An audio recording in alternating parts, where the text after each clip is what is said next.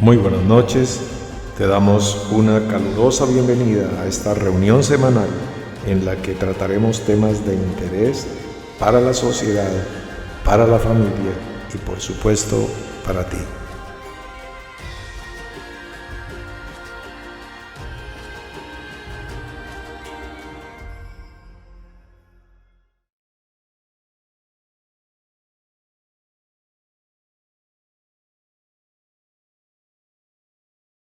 Capítulo 1. En esta ocasión voy a contarles la historia de una señorita que fue rechazada en su examen de evaluación en un postulantado en el cual ella se presentaba por cuanto era aspirante a ingresar a un convento. La vocación de su vida era ser monja y en el examen de evaluación fue analizada y fue rechazada. La historia nos cuenta que esto sucedió por la escandalosa respuesta que dio a una pregunta que se le formuló. Nos enteramos de buenas fuentes cuál fue la pregunta y cuál fue la respuesta. Tengo entonces hoy la oportunidad de presentársela a todos ustedes para que puedan enterarse y analizar por ustedes mismos la clase de personas que está yendo a los conventos y quieren presentarse para ser personas de vida religiosa. La pregunta en cuestión fue: si usted fuera monja y fuese enviada al campo a evangelizar, y estando en el campo, sola, se presentara delante suyo un hombre que quisiera violarla y abusar de usted, ¿qué haría? La respuesta que dio la monja, y tú también puedes ir pensando en tu mente y analizando, porque es la oportunidad de hacer el test. La respuesta que dio la aspirante de monja fue: pues yo me remangaría mis hábitos, subiría mis naguas hasta la cintura y le diría al hombre que se bajara sus pantalones. El jurado calificador, escandalizado por la bochornosa respuesta, le pidió a la señorita que saliera del recinto y le dijeron que ella no era digna aspirante de ser una monja.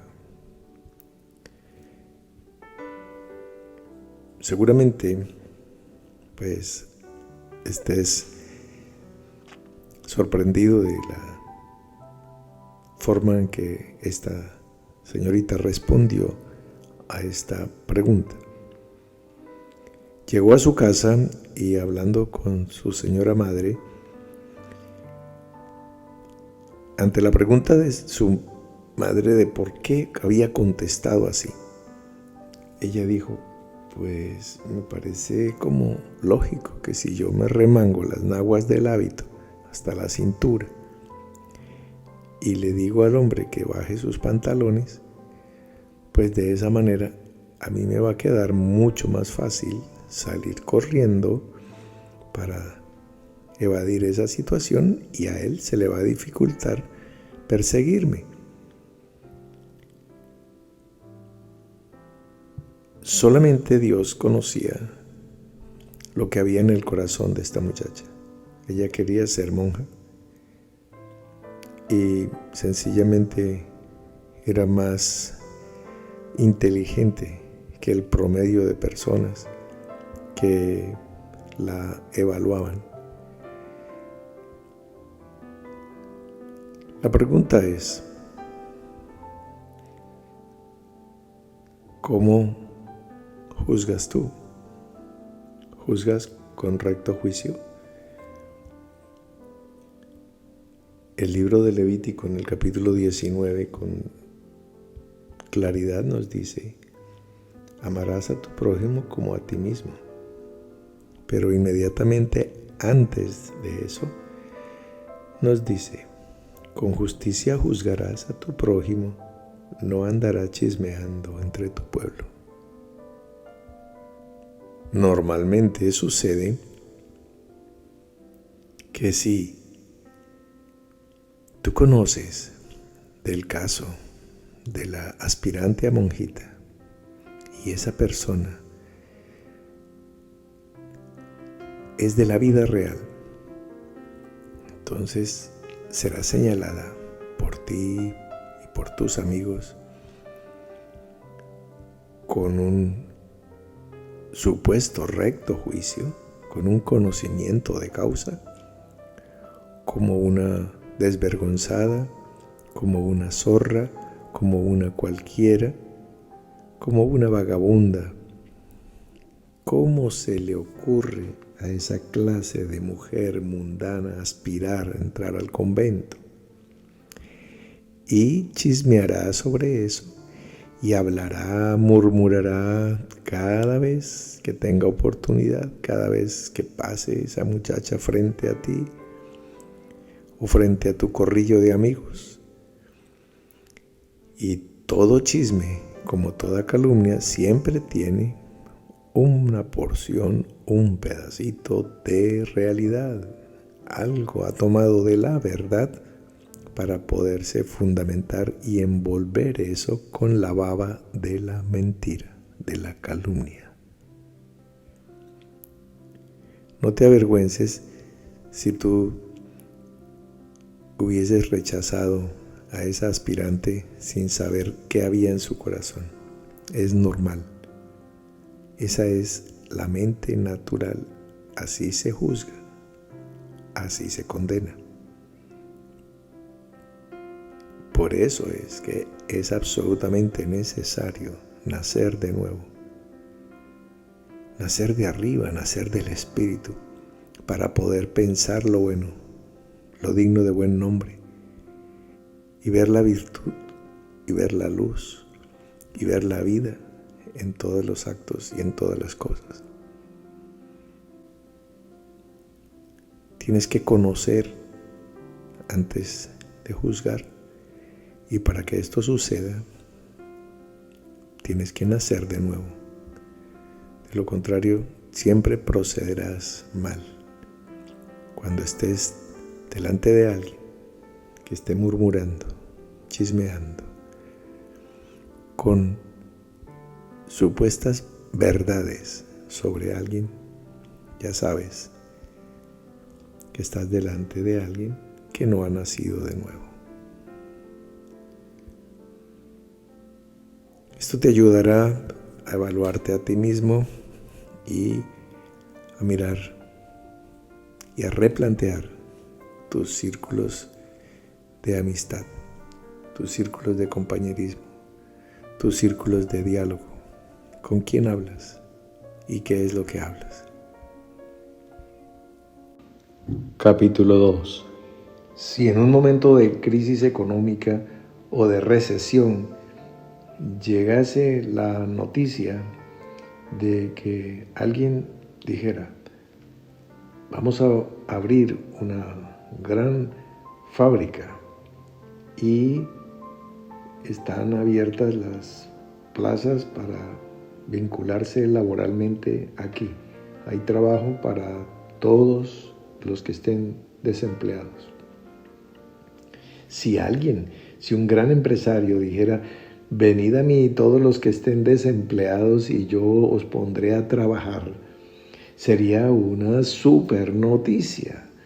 Venga con su hoja de vida y vincúlese laboralmente desde ya. Trabajo estable, contrato a término indefinido, con prestaciones legales y extralegales y con todas las prerrogativas de la ley. Y recibirá salario justo y tendrá oportunidades de ascenso. Pues Dios, ya vamos todos, hagamos la fila. Muy bien, pues la noticia es todavía mejor que esa. Para que no estemos como la ola del mar, llevado, movido, arrastrado por los vientos de aquí para allá, entonces vamos a estructurar una gran fábrica de fe. Sí, oíste bien, una fábrica de fe. La fe se elabora, la fe se construye, se fabrica. Yo sé que tú estás pensando en este momento, espérate un momento, la Biblia que yo leo dice que la fe es un regalo de Dios. Por supuesto que sí, no estamos poniendo eso en duda. Yo tengo la fe de que este es un regalo de Dios. Estamos poniendo la factoría, la industria, para producirla aquí en la tierra, para que se haga su voluntad aquí en la tierra como en el cielo, para que se pueda fabricar aquí para ti, para tu vida, para tu necesidad, para tu certeza, para tu convicción. Y todos los que están cargados de duda, de incredulidad, pueden acercarse, no necesitan traer su hoja de vida, simplemente trae tu duda. Tu duda es la materia prima con la que vamos a trabajar. Si no tienes incredulidad, no tendrías vinculación a esta gran fábrica de fe. Estamos en un tiempo completamente nuevo, lo dijimos a partir de tabernáculos, y estamos montando la fábrica de fe. ¿Qué necesitas? Incredulidad.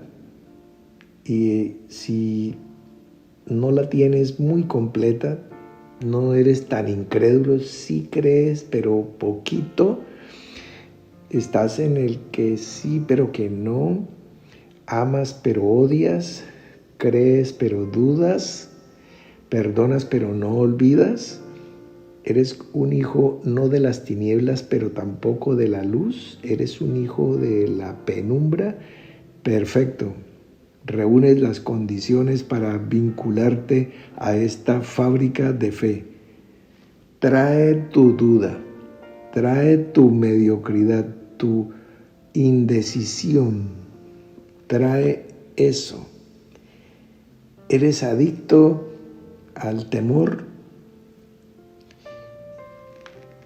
En lugar de tener temor al temor, en lugar de tenerle miedo al miedo, ¿tienes miedo a amar? Porque en el fondo sabes que el amor es el que te puede quitar el temor, porque el perfecto amor echa fuera el temor. Entonces, en vez de amar, prefieres dudar, prefieres tener recelos, prefieres tener dudas, prefieres tener sospechas, prefieres tener incertidumbres.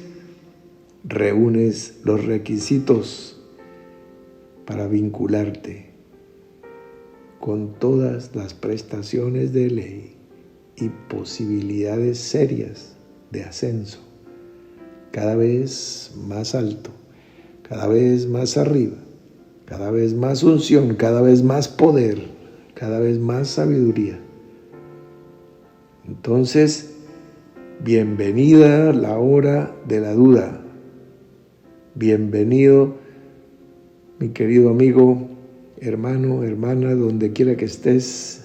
Si tu corazón está cargado de incredulidad, esta es tu oportunidad. Capítulo 3. En el Evangelio de Juan encontramos una declaración muy terrible cuando nos dice que Jesús estaba en la región de Galilea, seguramente en Nazaret, en el norte de Israel, porque los judíos querían matarlo, o sea, la gente de Jerusalén, la gente de más al sur. dice que estaba cerca la fiesta de los judíos, la fiesta de los tabernáculos. Y sus hermanos, los hermanos de Jesús, dice que le dijeron que se fuera a Jerusalén, que se fuera a la región de Judea, para que los discípulos que él tenía en esas tierras pudieran ver todas las obras que él hace, porque si él está en su casa, pues nadie quiere darse a conocer, está guardado. Dice, si estas cosas haces, manifiéstate al mundo. Ninguno que procura darse a conocer hace esto en secreto. Y explica por qué lo querían enviar a la región de Judea, al sur. ¿Por qué lo instan a que vaya a Jerusalén? Dice, porque ni aun sus hermanos creían en él. Entonces, allí hay una declaración muy terrible, porque en el sur querían matar a Jesús. Y ellos le están diciendo, vete para el sur, vete para el sur. Una de dos. O es un consejo de malos y un grupo de escarnecedores que simplemente se están mofando, o la segunda posibilidad, que es la que veo que dice ahí, sus hermanos querían que fuera allí para que lo mataran, lo cual no es una rareza, pues si ustedes recuerdan que José fue aborrecido de sus hermanos y también se planteó y se propuso matarlo. La idea de Rubén, hermano de José, fue matémoslo. Sino que primó la mentalidad judía, o sea, de Judá, que dijo, pero matándolo no ganamos nada, mejor vendámoslo. Que es lo que después vamos a ver que hizo Judas, que es Judá. Lo mismo, repite, venderlo. Pero sus hermanos, o sea, como esa línea rubenita, ahí está. No creían en él y lo están enviando a Jerusalén, lo están enviando a Judea. ¿Por qué? Dice, porque los judíos procuraban matarle. Porque, hay dos porqués. Jesús está en el norte porque en el sur lo quieren matar. Y ellos le dicen, vayan al sur porque sus hermanos no creían en él. Les molesta, les mortifica, les irrita cuando se está delante de la grandeza. Le sucedió a los hermanos de José, le sucedió a los hermanos de Jesús.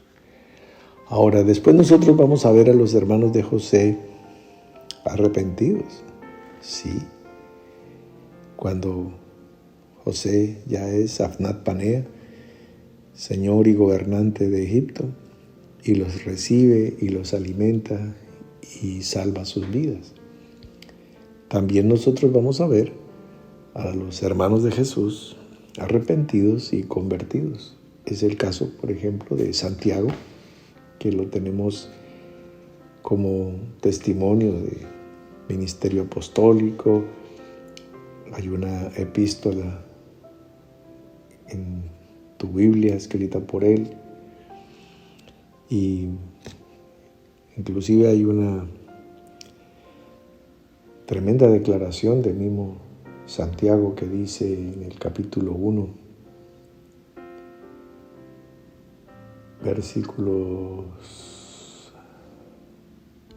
los primeros versículos, no los recuerdo de memoria, pero está diciendo que cuando pida, cuando le pida a Dios, dice, pida con fe, no dudando nada, porque el que duda es semejante a la onda del mar. Y la onda del mar es que movida por los vientos de aquí para allá. Entonces Él está diciendo, con un peso, con una autoridad, yo tuve mi corazón cargado de incredulidad, yo fui de los que dudó de la palabra de Jesús y por eso andaba arrastrado por los vientos, por las circunstancias, las cosas me movían.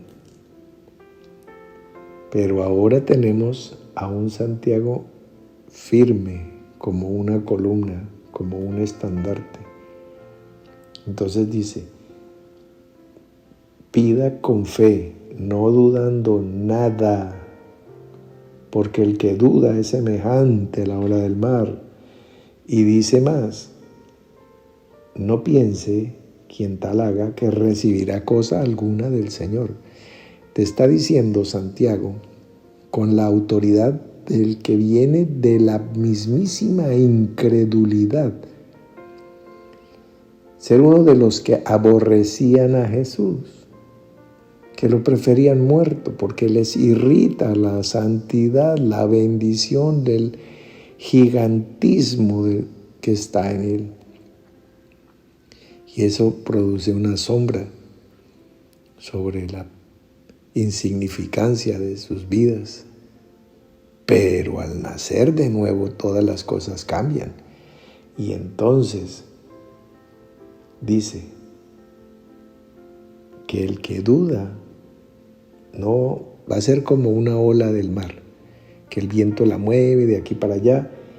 Y el que duda no piense ni por un momento que va a recibir la respuesta de su oración.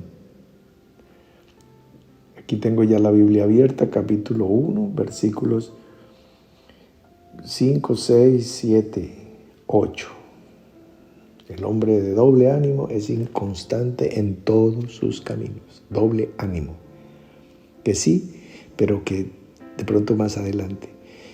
Pues que sí, pero que no pero que sí me decido, que sí me convierto, que sí, pero todavía no, pero entonces casi le está diciendo Santiago al inconstante, al que se mueve por el viento, mire, ni pida, porque si pide no va a recibir nada, no pierda tiempo.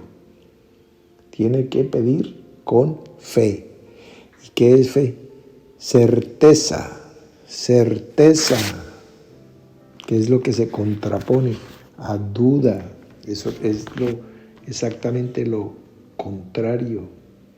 Es esa emuná, que es contrario a aspaká, a sipuk, que es todo lo contrario. Es la indecisión, es la duda. Ya lo dijo un sabio hebreo que es Moisés Maimónides. El riesgo de una decisión incorrecta es preferible al terror de la indecisión. ¿Ves? No tomar una decisión ya en sí mismo es una decisión. ¿Y será que sí? ¿Será que no? ¿Será que sí? ¿Será que no? Pues ya está tomando una decisión que es no. Porque al estar dudando, ya estás en una posición de no hacerlo. Dice, ¿lo hago o no lo hago? ¿Lo hago o no lo hago? Pues ya está tomando una decisión que es no hacerlo. Y esto sucede normalmente cuando se abre delante de ti el camino de la vida. Capítulo 4. Es muy importante tener en cuenta cuando las Escrituras nos presentan el momento, la hora precisa, la circunstancia de manera puntual, cuando un evento, el relato cualquiera que sea, nos está indicando una enseñanza basada en algo que potencialmente quedó registrado lo más aproximado a la realidad. Obviamente filtrado por el parecer, por el juicio, por la experiencia de quien lo ve, lo narra, lo recuerda, lo repite y finalmente lo escribe. Entonces hay una cadena de personas, esto pasa de boca a oído, en fin, generación tras generación y finalmente llega a nosotros. Pero el punto, cuando nos dice una hora en particular, es muy importante tenerla en cuenta. A manera de ejemplo, en el Evangelio de Mateo nos habla de el famoso milagro de la multiplicación de los panes y los peces cuando se alimenta una multitud de 5,000 personas. Dice que cuando anochecía se acercaron a él sus discípulos diciendo que ya era muy tarde y pues que mejor despedir a la gente para que fuera a comer porque tenían hambre. Y Jesús les dijo, no, precisamente porque mire, ya es muy tarde, ya han estado todo el día escuchando la palabra, denles de comer. No tenemos sino estos panes y los peces, etc. Viene la multiplicación, entonces todo este suceso de la multiplicación de los panes y los peces y la recolección de las sobras y sabiendo que es una multitud de 5,000 hombres, sin contar las mujeres y los niños, que es lo que nos relata el mismo Mateo. Entonces, esto puede tomar una buena cantidad de tiempo. Nos muestra entonces que este evento sucede aproximadamente a partir de las 6 de la tarde, porque dice que cuando anochecía, se acercaron a sus discípulos, y entre las 6 de la tarde y las 9 de la noche están en esa operación de la cena. Es importante contextualizar eso. Después Jesús les dice a sus discípulos que se vayan en la barca a la otra ribera del mar, porque Él va a despedir a la multitud. Se queda con la gente. Estamos hablando de alrededor de las 10 de la noche, está despidiendo a la multitud y subió al monte a orar aparte. O sea, cuando llega la noche está allí solo. Es la oscuridad total, Jesús está allí solo y los discípulos están navegando, remando. Dice, la barca estaba en medio del mar, azotada por las olas porque el viento era contrario. Y ellos reman y dicen que a la cuarta vigilia de la noche es alrededor de las 3 de la mañana. La noche se divide en 4 vigilias. Desde la puesta del sol hasta la salida del sol podríamos dividirla de manera sencilla.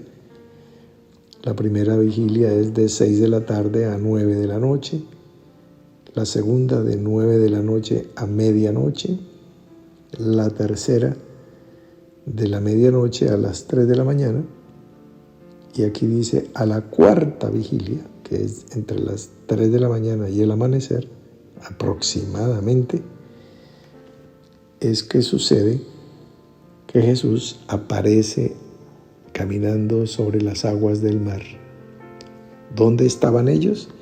Nos dice el Evangelio de Juan que ellos habían remado como 25 o 30 estadios, dice el Evangelio de Juan capítulo 6, versículo 19, como 25 o 30 estadios. Pues un estadio no es una medida de los judíos, no es una medida hebrea, es una medida absolutamente griega. Hace referencia al estadio del Olimpia en Atenas, erigido en nombre de los dioses del monte Olimpo. Y su medida pues era una medida universal porque la cultura helénica afectaba a todo el mundo. Y los griegos afectaron a los romanos y los romanos colonizaron Palestina y los judíos estaban bajo el imperio romano. Entonces por eso la cultura griega está en todo. Un estadio era aproximadamente 600 pies y esto pues variaba más o menos, había distintas formas de medirlo. Los expertos lo llaman el ático, el pítico, el alejandrino, pero aproximadamente era 185 metros un estadio, o sea 600 pies. Ellos habían navegado 25 o 30 porque pues era una lancha de remos, no tiene un cuentakilómetros, pero es una aproximación de unos pescadores que saben más o menos de las distancias y habían recorrido un poco más de 5 kilómetros. No es mucho porque el viento estaba en contra, el viento les era contrario. Entonces ellos remaban y había oleaje y avanzaban despacio, habían avanzado eso, un poco más de 5 kilómetros y Jesús aparece allí. Ellos se asustan, ellos ven como un fantasma y Él les dice, tranquilos, yo soy, una de las tantas declaraciones del Evangelio en el que Él se manifiesta y se revela como el yo soy. Les dice, yo soy. Entonces viene la declaración de Pedro, Señor, si tú eres, manda que yo vaya a ti sobre las aguas. O sea, si realmente tú eres tú, porque si tú eres el yo soy, entonces trae la palabra que me permita caminar sobre las aguas como tú. Y Jesús dio una palabra, una rema sencilla de una sola sílaba. Le dijo, ven. Y Pedro descendió de la barca y andaba sobre las aguas para ir a Jesús. Con una sola sílaba, ven. Porque vio a Jesús, oyó la palabra y la puso por obra.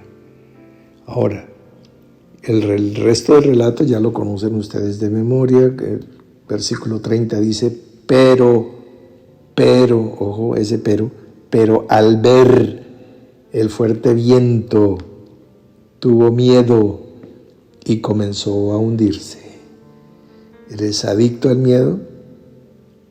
¿Tienes miedo al amor? ¿Tienes miedo a caminar la palabra? Ya lo habíamos considerado. En vez de tenerle miedo al miedo, en vez de tenerle temor al temor, ¿tienes miedo al fuerte viento? Entonces comenzó a hundirse y dijo, Señor, sálvame.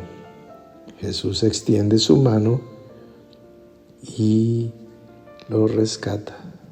Bueno, ya el punto es, estamos dando vuelta alrededor de tu experiencia de fe. ¿Cómo está sucediendo? ¿Qué está pasando? ¿Puedes caminar sobre una palabra, sobre una rema, sobre algo que sea imposible desde el punto de vista natural? ¿Has visto la presencia del Señor en medio de la oscuridad de tu noche, en medio de tu tormenta, lejos, muy lejos de la orilla, a 5 kilómetros de la playa de donde saliste? Estás en medio de un océano, en medio de un mar en tempestad, y pudiste creer, y después de creer vas a dudar. ¿Eres inconstante en tu decisión? Estamos perfeccionando el producto y la materia prima es tu incredulidad para poder producir la certeza, la emuná, para poder fortalecer y desarrollar tu fe para que puedas obrar lo que es imposible para los hombres. Epílogo. A manera de epílogo, les cuento algo. Hace más de 40 años me sucedió viajando hacia la ciudad de Villavicencio por carretera que hubo un derrumbe. La carretera no es la actual, moderna que hay hoy, sino era una carretera que sufría de muchos derrumbes en una región que se llama Piedras Blancas o algo así. Periódicamente se bloqueaba la carretera. Y en una ocasión quedé allí en un atasco de vehículos, era de noche, y en el automóvil que iba adelante vi abrir la tapa del baúl, de la cajuela de donde sacaron una silla de ruedas, y bueno, pues una persona está lisiada, sale por la parte de atrás del vehículo, la sientan en la silla de ruedas para que descanse ahí afuera del vehículo. Bueno, pues yo empiezo a sentir algo dentro de mí, como una efervescencia. Yo soy muy neófito en las cosas del espíritu, pero estoy empezando a creer y estoy empezando a dudar. Nadie me había dado la oportunidad de conocer una fábrica de fe. Yo producía dudas e incredulidad permanentemente. En eso tenía experticia, tenía muchos años de práctica, sabía dudar. Y entonces empecé, creo que era algo que yo determinaba o pensaba o juzgaba que era mi imaginación, que Dios me decía: dile a esa persona que se levante de su silla de ruedas, que voy a orar en su vida, en su salud, como una señal, una misericordia para esa persona, pero para fortalecerte a ti, porque tus piernas están más endebles que las de esa persona que no puede caminar. Entonces yo dije, no, pero ¿qué es esto? ¿Cómo? Y entonces yo me bajé de mi vehículo, caminaba alrededor, miraba a la persona, miraba a la familia que estaba con esa persona, sonreía, haciéndome como un verdadero idiota dando vueltas allí, como un tiburón que no se atreve a morder su presa. Y entonces yo sí lo hago, pero no lo hago, pero sí, pero no, y si no se levanta yo voy a quedar como un loco, etcétera, etcétera. O sea, todos los pensamientos de Jonás cuando fue enviado a Nínive, todo eso pasó por mi mente. Y el Espíritu, dile que se levante. Yo no, pero ¿cómo le voy a decir? Y si no se levanta y tanto, quién sabe cuántos años tendrán. Yo veía esas piernas raquíticas, debilitadas. Dije, no, yo no sé. Bueno, estaba en esa situación, ya llevaba, no sé, no cronometré eso, pero puedo calcular unos 10 minutos en el jala, en el sí, pero no. Y se acercó una joven del vehículo de más atrás y interrumpe mi reflexión, mis soliloquios de incredulidad, y dice algo como: buenas noches, qué pena interrumpirlos, pero yo soy creyente en Jesucristo y el Espíritu me dice que se levante usted de esta silla, que Dios va a orar. Cuando dice eso, yo casi que doy un salto hacia atrás y dije, no puede ser. Y casi que deseé profundamente que esa persona se cayera al piso y no caminara ni nada, que fuera así, porque sería un golpe que me dejaría marcado por el resto de la vida. pero eso fue exactamente lo que sucedió. La persona se levantó, la jovencita le dio la mano, se levantó, caminó y toda la familia estaba absolutamente feliz. Yo quedé desolado, quedé con un impacto, quedé en shock. No podía, eran tantas cosas que venían a mi mente, pero ¿cómo es posible? Yo era la persona que iba a ser usada y yo no creí, y Dios levanta inmediatamente hijos de Abraham aún de las piedras. ¿Qué es esto? Bueno, se lo conté, recuerdo mucho, al hermano Luis Laguna, a mi hermana Nora. Tan pronto sucedió eso, de eso hace 40 y tantos años. Y bueno, imposible olvidarlo, imposible olvidarlo.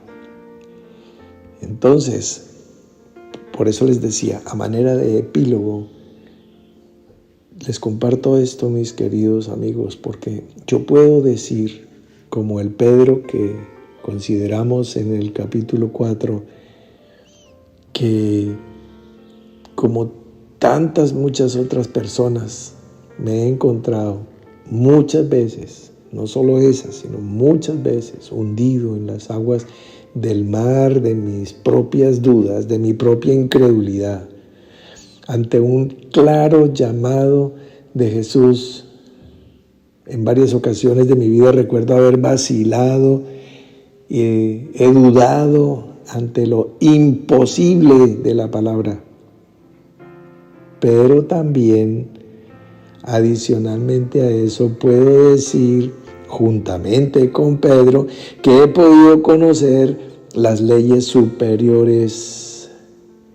He podido experimentar la gloria de caminar sobre las profundas aguas, donde lo imposible no me ha limitado, solo me ha desafiado, y he aceptado desafíos y he caminado sobre las aguas 1, 2, 3, 10, 100 y 1000 veces y 10,000 veces.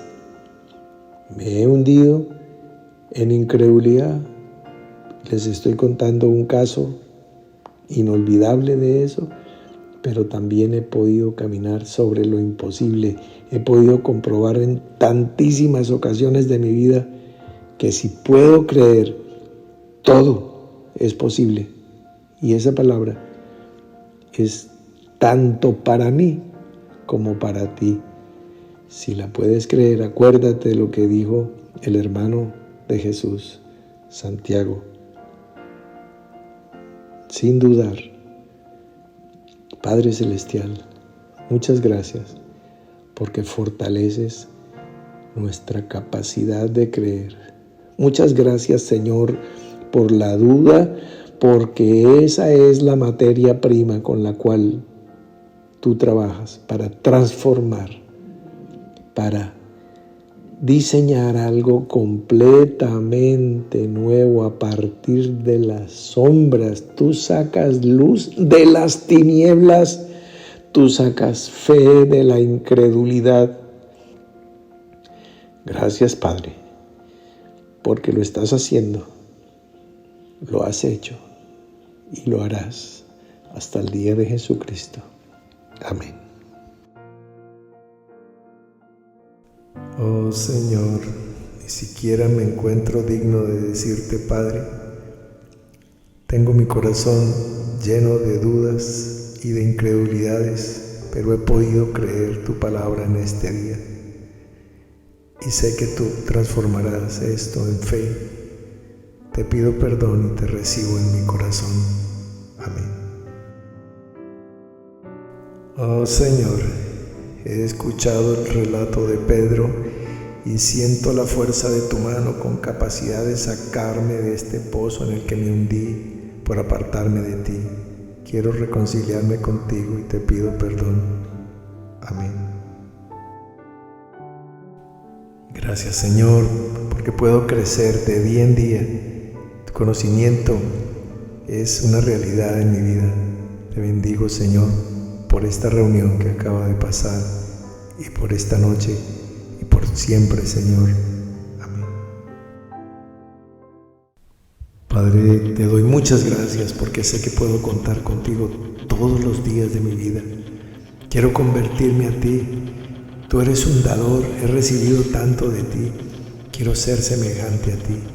Y a partir de hoy también me transformaré en un dador alegre y apoyaré esta obra económicamente y con las fuerzas que estén a mi alcance para que esta palabra corra y llegue hasta donde tú quieras y nosotros permitamos que así sea. Amén.